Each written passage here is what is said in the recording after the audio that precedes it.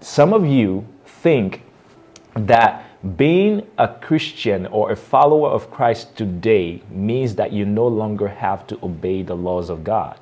That is not what the scripture teaches. When Paul says that you are no longer under the law in Romans chapter 6, he is not saying that you should no longer obey the laws of God. No, he is saying, in fact, in that scripture, when you examine the scripture, the chapter after that in chapter 7, where Paul talks about the different laws, where you have the laws of the flesh, the laws of sin, and the law of Christ, the law of the Spirit.